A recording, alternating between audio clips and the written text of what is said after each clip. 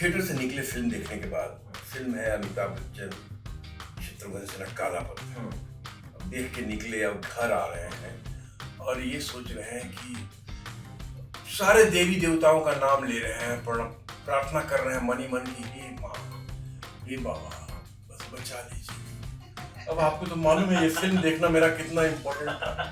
अगर अमिताभ का ये फिल्म नहीं देखता तो अमिताभ और शत्रुघ्न का जो फाइट हुआ है, ये कैसे कैसे मतलब कितना कितना कमाल है, कौन देखता है। तो माँ को मैं कहता था कि माई देखना, हमारा एक्टर बने के बाद बाबूजी से कहो ना, मतलब मुझे एक्टर बनना है, पिताजी से कहो। माँ कहती हटो, इंजीनियर बने नहीं, तो बनवा, एक्टर बनवा। क्या होला एक्टर एक्टर वीरस में वीरेंद्र विक्रम माँ मैं डॉक्टर भी बन जाऊंगा, इंजीनियर भी बन जाऊंगा, कलेक्टर भी बन जाऊंगा अगर मैं एक्टर बन गया था। यही कहा था आपने? मैंने यही कहा था अपनी माँ से। कुछ सवाल मेरे मन में, क्योंकि बचपन से हम एक चीज यक्कू, तो हर बच्चे का संडे जो है वो इससे होता ही था। तो ये बताइए, मम्मी को आपको बनाना था इंजीनियर, पिताजी को तो कोई दिक्कत नहीं थी, बेटा जो करना है कर लो खुद से।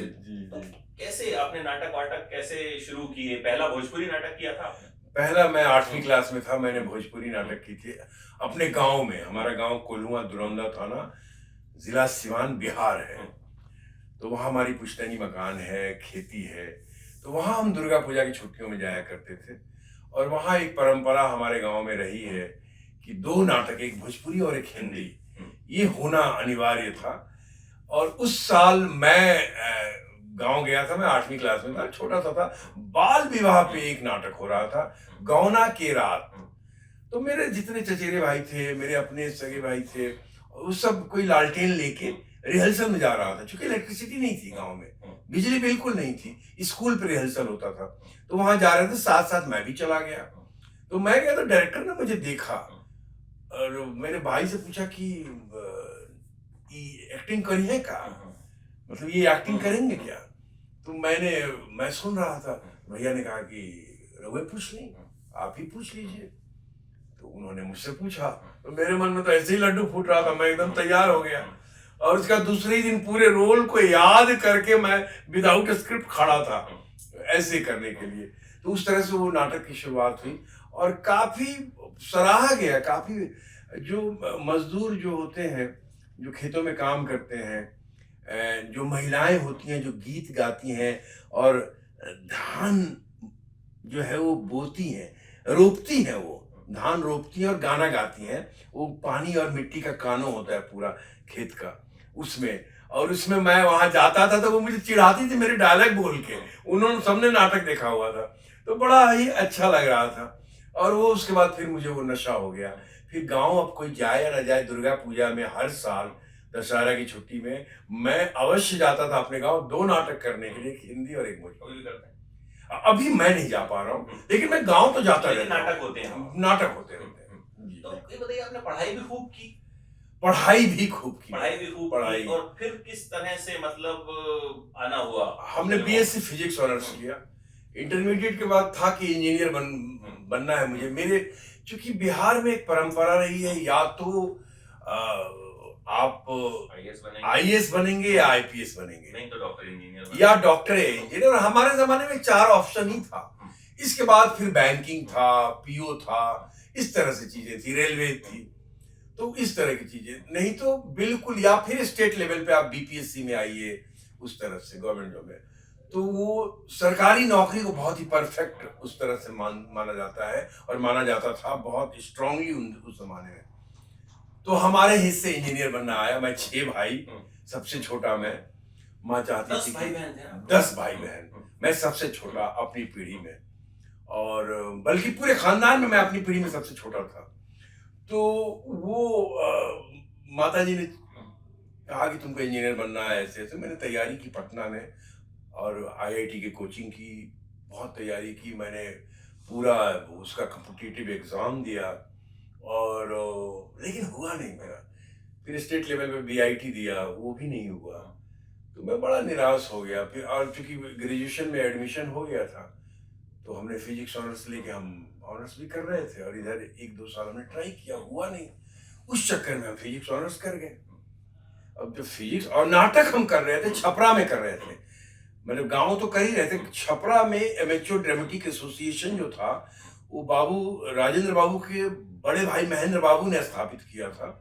तो उस ग्रुप के साथ मैं, जिसमें शहर के सब बुद्धिजीवी जुड़े हुए थे, तो उसके साथ मैं नाटक करता रहता था।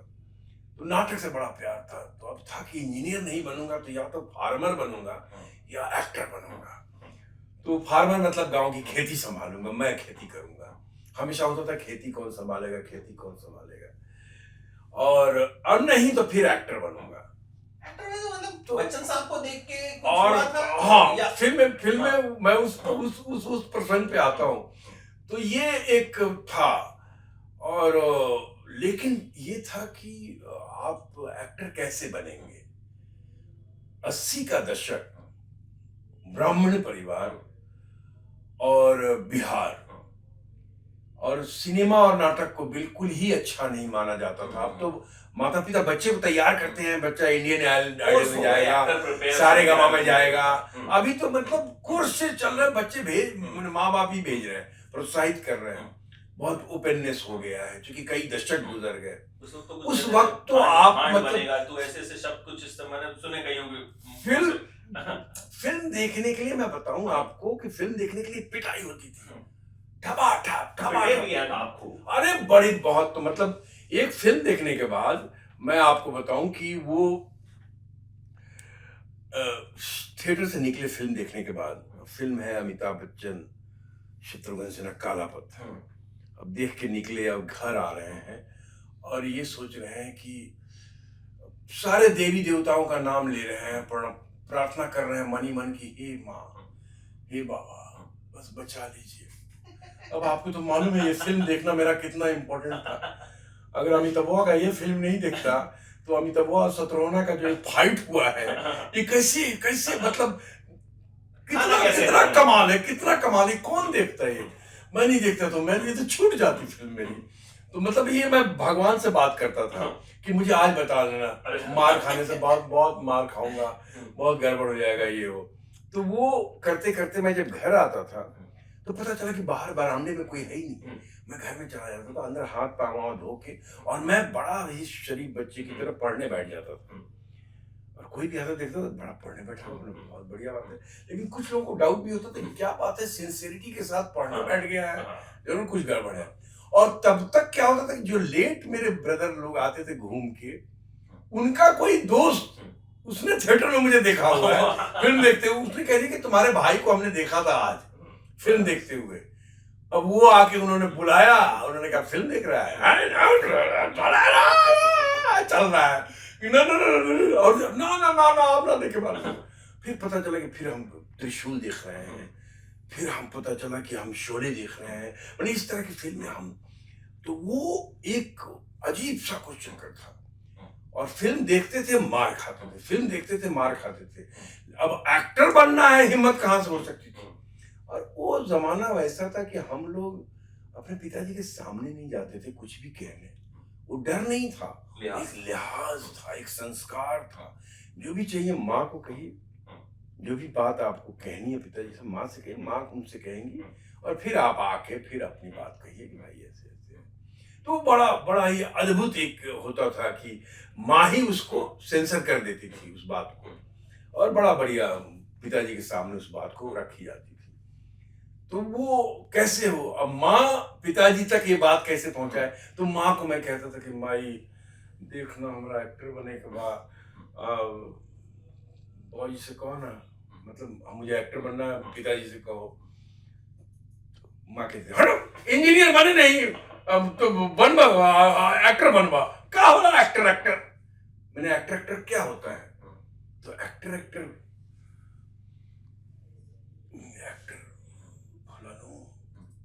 जिन्हें हम जब एक्टर बने तो इंजीनियर भी बन जाए, डॉक्टर भी बन जाए, इंस्पेक्टर, एसपी, कलेक्टर, वकील, सब बन जाए। तो मेरी माँ, अब उस जमाने की माँ, मेरी माँ ने कहा, बाबा ये कौन नौकरी है हो जिसमें सब बन जाइबो? मैंने कौन सी नौकरी जिसमें सब बन जाओगे? ऐसा, तो कितना कितना तनख्वाह कितना मिली। अरे पहले जमाने में माता पिता कंसर्न रहते थे कि मेरे बच्चे अगर कोई काम कर रहे हैं तो उसको कितना वेतन मिलेगा। आज भी है। हाँ आज भी है, सिर्फ है कि नहीं हुआ है, फिर उसकी शादी होगी, बच्चे होंगे, मैंने वो एस्टैब्लिश हो जाए तो कि कितना कितना। मैंने कहा हाँ वो जब हम काम करे लागे लोग हमारा के जान जाई, मतलब जब काम करने लगूंगा लोग जान जाएगा तो पैसा भी मिलेगा। अच्छा तो वो एक अलग संघर्ष था घर में। मतलब मैं अपने पिताजी के कमरे में जाता था और पिताजी के कमरे में जाके मैं तकिया से कहता था कि ना तो तू जैसे पिताजी आके सोने के लिए ऐसे सर रखे कान में बोल देना इतना। हाँ मतलब मैं था चीज से जो है हाँ कि अब चूंकि क्या हो गया था कि मैं पढ़ने में बहुत कमाल नहीं था, लेकिन मैं जो पढ़ता था वही एग्जाम में आता था। जैसे मैं पास मार्क पढ़ के जाता था, मैं चाह कि भाई मैं ये 5 क्वेश्चंस तैयार किया मैंने कि 3 लिख के आऊंगा और मुझे ऑनर्स मिल जाएगा। मैं उदाहरण दे रहा हूँ। अब मैं 5 पढ़ के जाता था, 5 का 5 आया हुआ है, तो 5 लिख देता था तो फर्स्ट क्लास आ गया। तो चक्कर ये था कि जब मैंने देखा कि मैट्रिकुलेशन में फर्स्ट क्लास, इंटरमीडिएट में फर्स्ट क्लास, ग्रेजुएशन में ऑनर्स में फर्स्ट क्लास, अब मैं एमएससी अगर करता हूं और बाय द वे अगर फर्स्ट क्लास आ गया, तो उस जमाने में वाइस चांसलर का डायरेक्ट अपॉइंटमेंट लेटर आता था लेक्चरशिप के लिए कि आप ज्वाइन कर सकते हैं। मैंने इस तरह से था सिस्टम। तो मैंने कहा मैं तो लेक्चरर बन जाऊंगा अगर हो जाएगा, और नहीं लेक्चर बनूंगा तो फिर घर में पिटाई होगी। तो मैंने कहा ना, यहाँ से निकलना पड़ेगा अभी। और फिर वो संघर्ष शुरू हुआ कि कैसे कैसे कैसे माँ को जब भी मैं कुछ बोलने की कोशिश करता था, माँ को मनाने की कोशिश करता था, तो मेरे जो समकक्ष थोड़े से बड़े भाई बहन थे वो कहते थे हाँ अरे देखिए देखिए देखिए माँ को फुसला रहा है, माँ को फुसला रहा है। तो वो होता रहता था वो।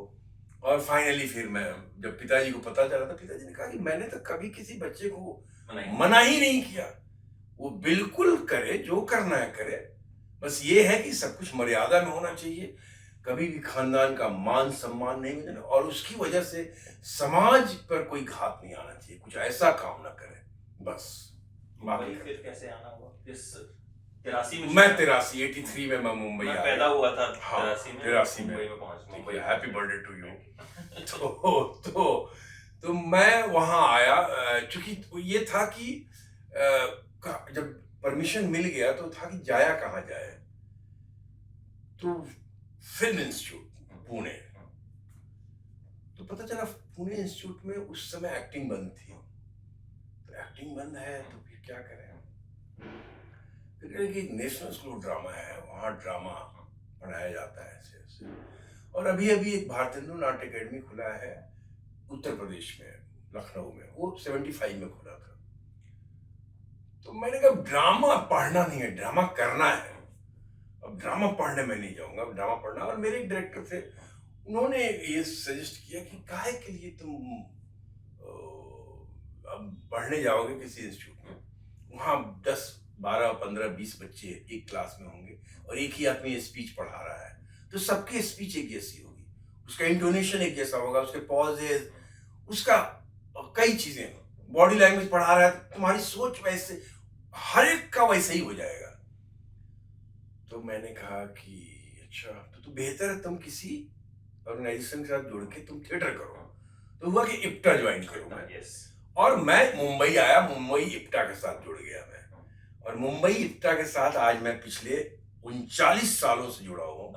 हाँ अभी तक जुड़ा हुआ हूँ, और ये 40वां साल शुरू हो गया है।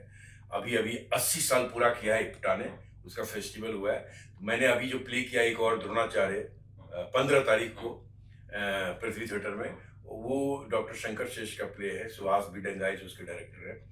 वो नाटक 36 सालों से मैं कर रहा हूँ, 36 ईयर्स से।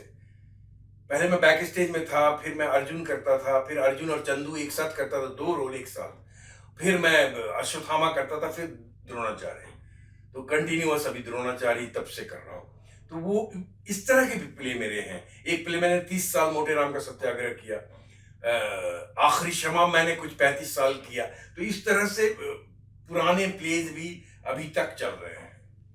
तो चंद्रकांता फिर कैसे मिला? क्योंकि चंद्रकांता तो मुझे लगता है उस दौर का जो बच्चा है, क्रूर सिंह उसके लिए शायद पहला विलन था ऐसा, जो क्योंकि उस वक्त टीवी आया था, या कह लीजिए कि इतने चैनल्स थे नहीं। संडे को हम बैठते थे, चंद्रकांता अच्छा शुरू होने वाला है भाई, 15 मिनट पहले से सब नहा धो के जो है, आजकल तो संडे वंडे को सब बच्चे सोते रहते हैं। तो हमारा बचपन ये था कि संडे को चंद्रकांता जब आता था तो 15 मिनट पहले हम सब बैठ जाते थे एकदम कि अब शुरू होने वाला। तो वो किस तरह से आपको किरदार? वो टेलीविजन का एक स्वर्णिम युग था उस समय, और जो हम लोग से ही शुरू हो गया था, ये जो है जिंदगी से, और उसके बाद फिर रामायण, और फिर बुनियाद, महाभारत, फिर चाणक्य, डिस्कवरी ऑफ इंडिया, इस तरह के सीरीज आने लगे, और फिर चंद्रकांता आया, और तब तक फिर उसके बाद चंद्रकांता, मराठा द ग्रेट, और ओम नमः शिवाय, इस तरह के सीरीज आते थे, शक्तिमान। तो ये मालगुडी डेज, बहुत खूबसूरत खूबसूरत, रजनी, वाह, एक से एक सीरीज बनता था उन दिनों। तो वो स्वर्णिम युग था, और मैं थिएटर में उन दिनों बहुत ज्यादा एक्टिव था, और ये जो टेलीविजन सीरीज बनते थे वो थिएटर के एक्टर्स को ही लेते थे, और जो थोड़े सीनियर हो जाते थे, जो अच्छे एक्टर, जिनको पता चलता था कि ये प्ले भी देखने आते डायरेक्टर, तो उस तरह से तो मेरा थोड़ा सा एक थिएटर में नाम बनने लगा था। और नीरजा जी आई थी दिल्ली से बॉम्बे कास्टिंग करने, और वो कास्टिंग जब उन्होंने की, तो वो कास्टिंग कर रही थी, तो उनको पता चला कि अखिलेंद्र मिश्रा को, और मुझे पता नहीं था। मेरा मोटे नाम का सत्याग्रह का शो चल रहा था पृथ्वी थिएटर में, सुदेश बेरी करके एक एक्टर हमारे दोस्त हैं, हम हमारे इप्टा में हमारे साथ के हैं, तो वो आए, उन्होंने कहा कि तुम जो हो सो स्टार हो गया हो। मैंने कहा मैं स्टार हो गया मतलब? तुम्हारी फिल्म आ रही है वंश, और मैं स्टार हो गया हूँ? तो कहा देखा खेल, जब लोग ढूंढने लगे ना किसी को, एक्टर को एक्टर समझ के स्टार हो गया। तो मैंने कहा कि अच्छा, मुझे कौन ढूंढ रहा है? कहा एक स्त्री आई है, एक लेडी आई है, डायरेक्टर है, दिल्ली से बॉम्बे सीरियल करने। मैंने कहा अच्छा ठीक है। तो हमने कहा कि तो ये नंबर है। मैं गया उनके पास, मैं गया, और फिर वो जब मुलाकात हुई, मतलब काफी लोग बैठे हुए थे, और जब वो जाके असिस्टेंट ने कहा कि अखिलेंद्र, लिप सिंक देख रहा था दूर, लंबा हॉल था, लंबा टेबल, तो उन्होंने पलट के देखा अखिलेंद्र, मैंने जैसे कि बहुत पुराना जान पहचान हो, और वैसे बुलाया उन्होंने और बैठाया, और कहा कि क्या हाथ देख के हंस रही है, क्या कर रहे हैं? ऐसे थिएटर नाटक कर रहे हैं। तो आप चंद्रकांता पढ़ा है? मैंने कहा नहीं, चंद्रकांता नहीं पढ़ा है। कहा कि आपने चंद्रकांता नहीं पढ़ा है? मैंने कहा नहीं पढ़ा है।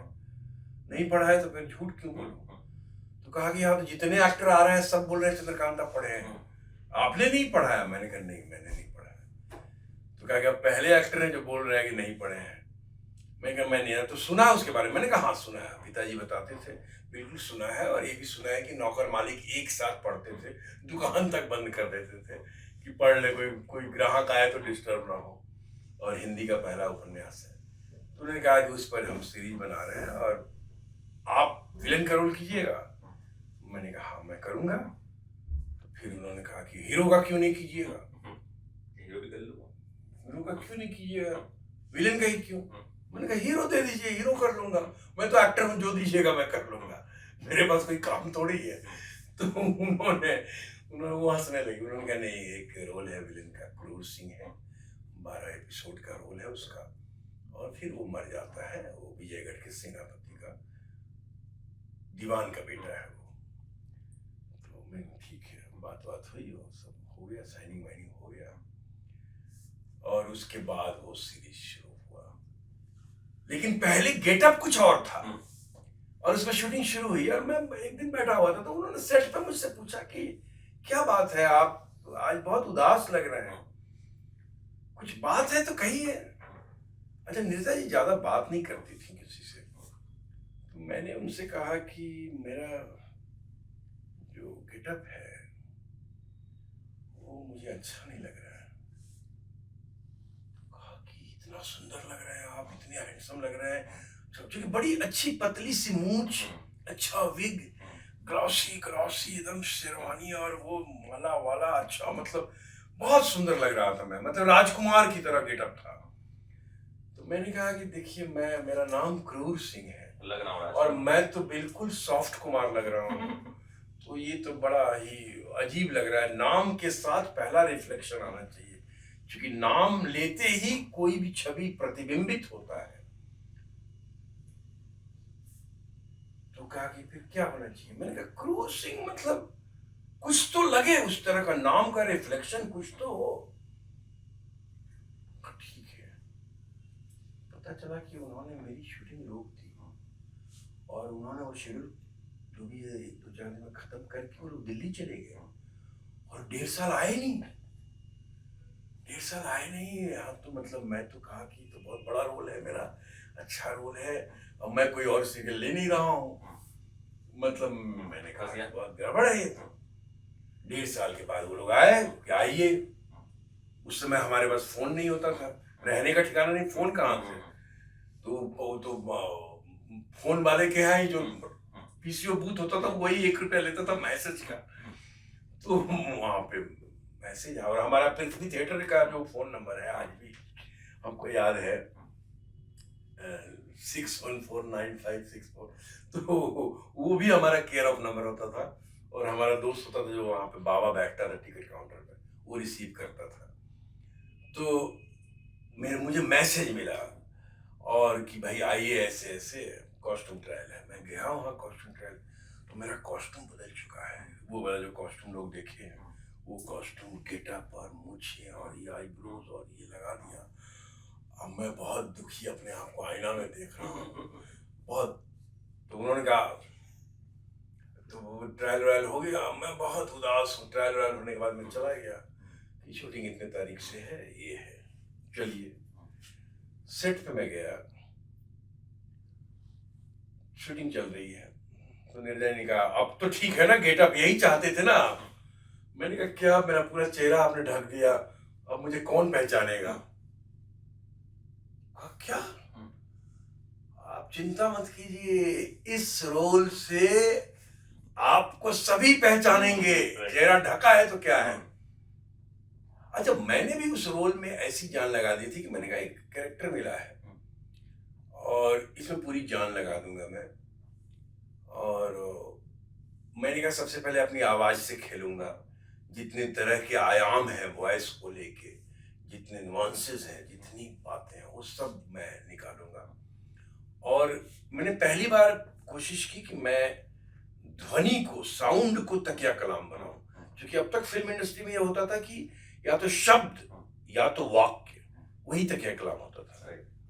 तो मैंने कहा कि नहीं, इसको मैं बनाता हूं, क्योंकि मैं जब स्क्रिप्ट पढ़ रहा था ना, तो हर एक्टर जब पढ़ते वक्त अपना एग्जिट एंट्री विजुअलाइज करता रहता है। तो मैं जब भी एंटर कर रहा हूँ या एग्जिट कर रहा हूँ तो मुझे आता था एक कुछ आता था, तो मैं आगे चला गया। फिर मैंने कहा ये बार बार क्यों आ रहा है, पीछे फिर आया, फिर तो मैं उसको ब्रेक डाउन कर लिया, नोट करते गया और मैं निर्दय जी को जाके बोला कि एक बात कहना चाहता हूँ। क्या? शूटिंग शुरू होने से पहले कि एक तकिया कलाम मेरे दिमाग में आया है।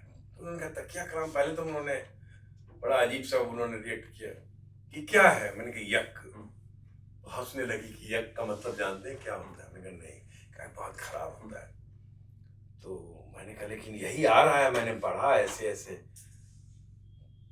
तो मुझे ऐसे लगा कि ये रखना चाहिए। तो मैंने कहा कि मुझे लगता है कि मैं बता नहीं पा रहा हूँ, मैं वहां करके बताता हूँ, सीन में अभी करके बताता हूँ, जो मेरा सीन शुरू होने वाला था।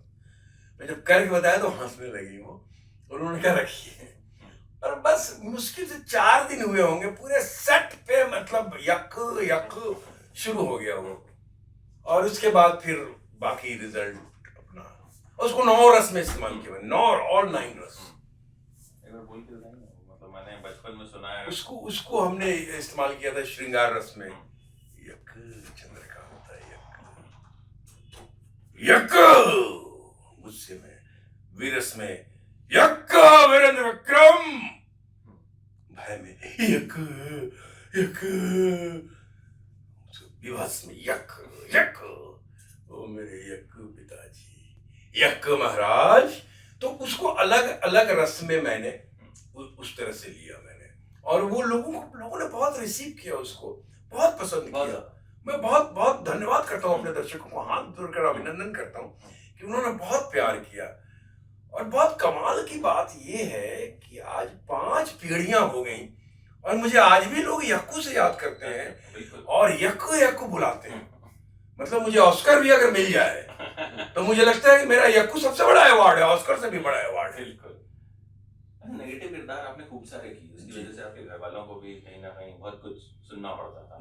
मैंने सुना कि वीरगति में जब सलमान खान ने आप पे पेट्रोल डाल के जला दिया था तो मम्मी आपकी जो है वो बड़ा रोई थी। मेरी माता जी रोने लगी थी, हाँ रोने लगी थी, वो रोने लगी थी। अब अगला जरा दिलक हमरा बेटा के, अब अगला ही कौन आ रे, ये अब अगला जरा दिलक बबुआ तरह के जरा दिलक खानू।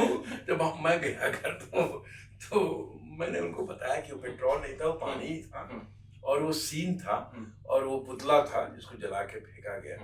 तो मैंने कहा वो सीन होता है तो सिनेमा वैसा होता है, लेकिन चूंकि सिनेमा का प्रभाव ऐसा है कि आपकी प्रतिक्रिया वैसी आई। तो कहा अच्छा तो उस तरह की बातें, कई तरह की बातें हैं। तो घर वालों को और क्या कुछ सहना पड़ा? मतलब मैंने सुना है कि बड़े आपके नेगेटिव रोल्स की वजह से घर वाले आपके बड़े परेशान रहते थे। इधर आपकी पॉपुलैरिटी बढ़ रही थी, उधर वो कहीं ना कहीं मेरी बारी आई थी शादी की, और शादी की बात चल रही थी, और मेरे यहाँ एक पाठक जी थे, हमारे यहाँ वो प्रिंसिपल थे हाई स्कूल में, तो वो आते थे हमारे घर आते थे, और बिहार के जितने प्रतिष्ठित ब्राह्मण परिवार था सबके यहाँ जाना आना था उनका। तो मेरी माँ ने उनसे कहा कि बबुआ कौन लड़की बताई ना छुटका खातिर, मतलब कोई लड़की बताइए छोटे को ब्याह करना है। तो कहा कि हाँ पटना में फलना है, उनकी बेटियां हैं, मैं बात करता हूँ। तो माँ को एक उम्मीद हो गई कि अच्छा यहाँ से रिश्ता आएगा, बता रहे पाठक जी अच्छा रिश्ता लगाते हैं। पाठक जी गए, पाठक जी 3-4 महीना आए ही नहीं। तो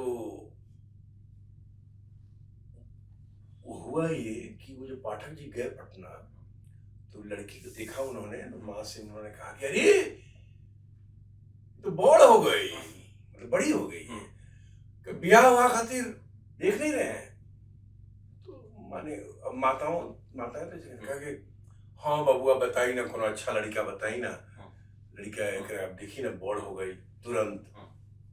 तो माँ ऐसी कहती है बेटी के बारे में, तुरंत बड़ी हो गई, और कोई अच्छा लड़का बताइए। मिश्रा जी का लड़का बात ना सुनू, कौन मिश्रा जी? तो Mishra ji central excise custom में छपरा में वालों, अच्छा उनका तो 5-6 गो लड़का बा, 5-6 लड़का है, कौन सा? सबसे छोटा। अच्छा सबसे छोटा वाला क्या करेला, क्या करता है? टीवी में बा, टीवी में क्या करेला? एक्टर है। अच्छा एक्टर है, तो क्या किया है? चंद्रकांता सीरियल आवे लनू, क्रूर सिंह यक्कू जन करेला उहे हा। तो माँ गई बा अंदर, झाड़ू लेके आई और कहा कि बेटी को कुआं में धकेल दूंगी, उससे ब्याह नहीं करूंगी, और पाठक जी भाग गए वहां से। तो पाठक जी जब 4-5 महीने के बाद आए तो मेरी माँ तो इंतजार कर रही थी। उन्होंने कहा कि अरे बबुआ आप आने वाले थे, उसके लिए छोटे के लिए रिश्ता लेके, और कहिए उसको क्रूर सिंह मने झाड़ू खाते रह गया उसके चक्कर में। मैं उसकी शादी की बात नहीं कर सकता। तो इस तरह की घटनाएं कई घटनाएं बहुत कमाल की घटनाएं हैं। लेकिन कहीं ना कहीं मुझे लगता है इन्हीं घटनाओं ने साबित भी किया आपके किरदारों का जो असर रहा। बिल्कुल मुझे लगता है कि असर जो रहा, क्योंकि अगर असर ही नहीं होता तो फिर वो झाड़ू उठता ही नहीं। बिल्कुल। आपको 3 जिले ऐसे हैं जो दावा ठोकते हैं कि अखिलेश मिश्रा हमारे यहाँ के। बिल्कुल सिवान, छपरा और गोपालगंज। तो कहाँ के आप खुद से क्या कहेंगे कि मैं? देखिए मेरा जो गांव है जहाँ खेती है मेरी, वो सिवान जिला में है। पहले एक ही जिला था, एक ही छपरा सारण, वही डिवाइड होकर मेरे सामने ही बना है। तो हम तो बचपन से ही अपने आप को छपरा जिला घर बा कौना बात के डर बा यही नारा लगाते आए हैं। तो वो अब सिवान बना और फिर उसके बाद गोपालगंज बन गया। अब सिवान तो चूंकि गांव उस जिला में है, छपरा में पूरी पढ़ाई लिखाई हुई है, कॉलेज से लेके सब, थिएटर से लेके हर चीज, मैंने मैक्सिमम बचपन का हिस्सा ये। और गोपालगंज में बचपन का वो हिस्सा गुजरा है जब हम डीएवी मिडिल स्कूल में थे और हाई स्कूल में भी 2 साल थे डीएवी के। हमारे पिताजी वहां पोस्टेड थे। तो कई लोगों को लगता है मैं गोपालगंज का हूं, लेकिन गोपालगंज वाले को अब पंकज त्रिपाठी मिल गया है तो अब थोड़ा सा वो शांत हो गया है कि हाँ ठीक है यार, ठीक है, कोई बात नहीं, हमको पंकज है हमारे पास। तो लेकिन अभी भी छपरा और सिवान में ये है कि अभी उस तरह से कोई एक्टर निकला नहीं है वहां से, तो वो है। लेकिन मैं प्यार करता हूँ अपने सिवान, छपरा, गोपालगंज, अपने पूरे सारण जिला को और सबको, और सबका हूँ मैं सबका हूँ। आप सबके हैं, बिल्कुल इंडिया के हैं। बिल्कुल बिल्कुल। बहुत बहुत शुक्रिया सर, बड़ी सारे आपने अच्छे अच्छे किस्से सुनाए, मतलब मेरे लिए बहुत एक ड्रीम कम ट्रू है। Thank you so much sir. Thank you.